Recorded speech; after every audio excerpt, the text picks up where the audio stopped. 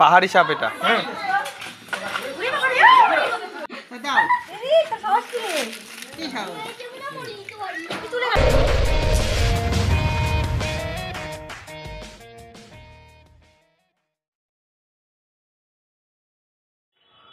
Hello everyone, welcome back to Reptopedia. আর আমি Reptopedia থেকে জয়দেব মজুমদার। আবার একটা ওয়াইল্ড লাইফ রেস্কিউ ভিডিও নিয়ে দেখা গেলো। তো বর্তমানে আমি এসেছি নদিয়া জেলার রানাঘাট ব্লক 2 এর গাংনাপুরের কাছে বিবেকানন্দ পল্লী।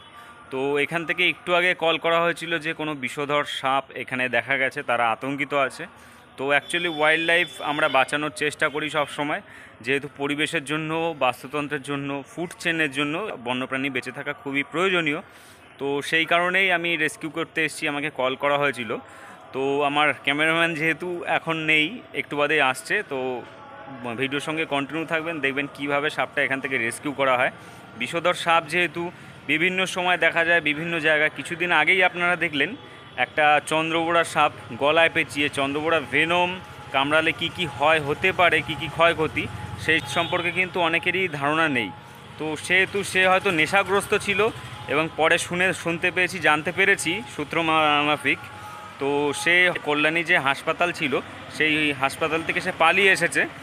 কিন্তু বুঝতে পারলাম না সে কেন পালিয়ে আসলো, কিন্তু সে সম্পূর্ণভাবে ভালোভাবে বেঁচে আছে, এটা খুব ভালো খবর। আর সম্ভবত ড্রাই বাইট হলে কিন্তু এরকম হয়, ড্রাই বাইট হওয়ার কারণে কিন্তু ভেনম ভেতরে রক্তের সাথে মেশে না, ভেনম যায়ই না, তো সেহেতু সে বেঁচে গেছে। তো কন্টিনিউ থাকুন, কিভাবে সাপটা রেস্কিউ করি দেখতে থাকুন।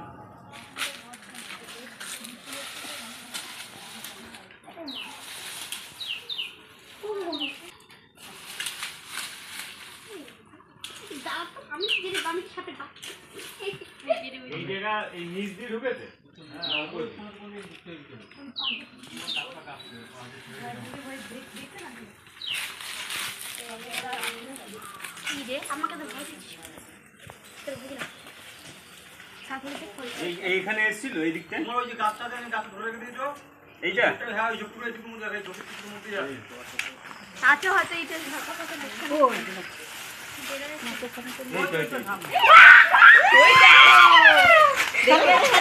দেখা নাকি এগুলো খারাপ আছে, খারাপ দেখতে পাচ্ছিস না, ওই যে আউট পেলে ইস্যু হয়ে যাবে। এই যে এইটা আছে চন্দ্রগুড়া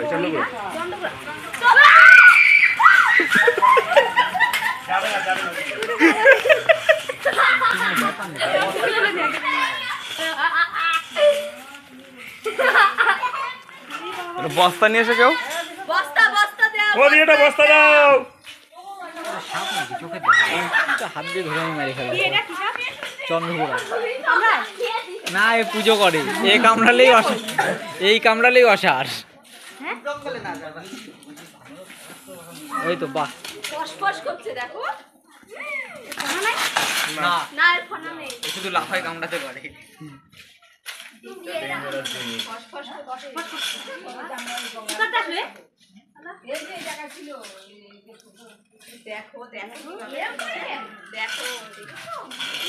অনেক কিছু, অনেক বাচ্চা আছে নাকি বড় আছে,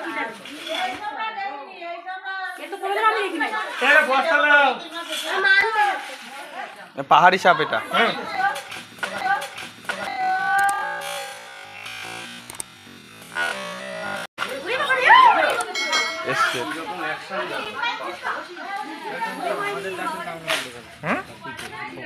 তোর দিলি পিটিয়ে মেরে দিলি, চলে আসে তো, তোর মতন তো না, পুরো চলে আসে একদম লাভ মেরে।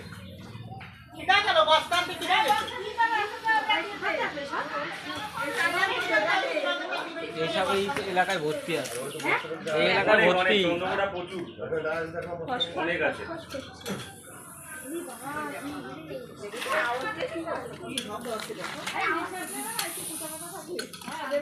এদের বাচ্চা মোটামুটি বাচ্চা হয়তো, এরা তো ডিম পারে না, এদের সরাসরি বাচ্চা হয় মানুষের পরে, আর বাঁচেও বেশি বাচ্চা।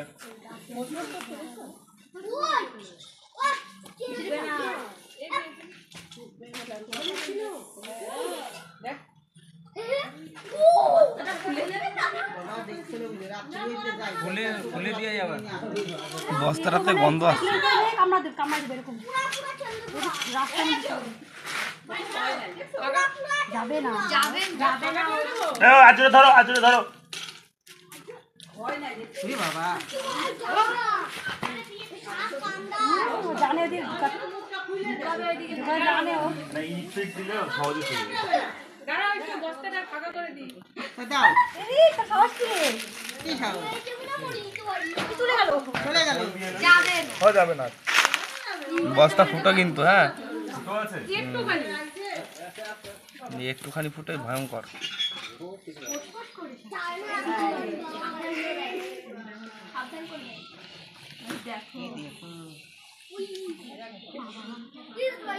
আগে তো দেখ মোটা হয়ে যাচ্ছে। এবার দেখো বস্তা দড়ি দাও দিয়ে দড়ি এসো।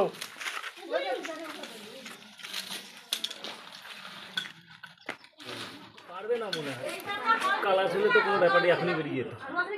আরে আমাদের ওই মিস্ত্রিকে জল নিতে গেছে কল কর। দুটা ফুটো একটা সাথে আরেকটা বস্তা দেন। ও দিয়ে আরেকটা দাও।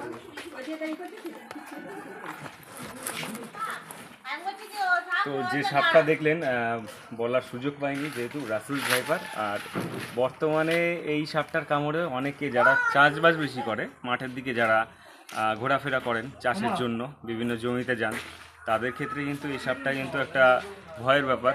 কারণ শুকনো পাতার মধ্যে যদি থাকে বা মাঠঘাটের আলে যদি থাকে তাহলে কিন্তু বোঝা সম্ভব না। কেমোফ্লাজ যেটা হয়, এর গায়ের যে রং তার সঙ্গে কিন্তু পাতা এবং শুকনো পাতা যেগুলো থাকে তার রং কিন্তু মিলে যায়। আর এরা এমনই একটা সাপ, যদি সামনে মানুষ চলে আসে তাহলে কিন্তু সরে না, এক জায়গায় পড়ে থাকে, রাউন্ড হয়ে কয়েল হয়ে এক জায়গায় থাকে।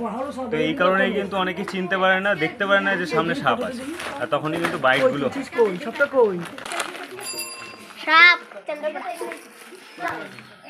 তো দাবয় রাসেলি, রাসেলস ভাইপার, এটা সায়েন্টিফিক নেম। আর ভেনম যেটা আছে highly haemotoxic venom. Haemotoxic venom direct রক্তের উপর ব্লাড সেল যেগুলো থাকে সেগুলো নষ্ট করে দেয়, এই কারণেই মানুষ মারা যায়। আর চন্দ্রবোড়ার ক্ষেত্রে যদি বাঁধন দেন তাহলে সব থেকে কিন্তু বেশি ক্ষতি হবে, গ্যাংগ্রিন হবে। গ্যাংগ্রিন হওয়ার পরে যেই অঙ্গে গ্যাংগ্রিন, ধরুন হাতে কামড়েছে, হাতে বাঁধন দিলেন, তো সে হাত কিন্তু কেটে বাদ পড়তে পারে। যেটা যদি বাঁধন না দেন তাহলে কিন্তু সেটা নাও হতে পারে, সেই ক্ষতিটা নাও হতে পারে। তো এই কারণে বারবার বলা হয়। তো এখনও মানুষ এই বাঁধনে বিশ্বাসী যে বাঁধন দিলে সাপের বিষ আটকানো যায়। একদমই কিন্তু আটকানো যায় না সাপের বিষ। সাপের বিষ আটকাতে পারে শুধুমাত্র এভিএস সাপের বিষটাকে নিউট্রাল করে। তো এই কারণে কিন্তু সেই এভিএস ব্লাডে নেওয়াটাই বেটার, যার কারণে হসপিটালে যাওয়ার কথা বলা হয়। তো আমাদের কাজ, আমাদের ইনফরমেশন যদি ভালো লাগে লাইক শেয়ার কমেন্ট করে সাপোর্ট করবেন, চ্যানেল সাবস্ক্রাইব করে রাখবেন, শেয়ার করবেন ভিডিওগুলো, যাতে মানুষ আরও জানতে পারে, অন্ধবিশ্বাস থেকে যাতে বেরিয়ে আসতে পারে। দেখা হচ্ছে অন্য কোনো ভিডিওতে, ততক্ষণের জন্য বিদায় নিচ্ছি। সবাই ভালো থাকবেন এবং সুস্থ থাকবেন।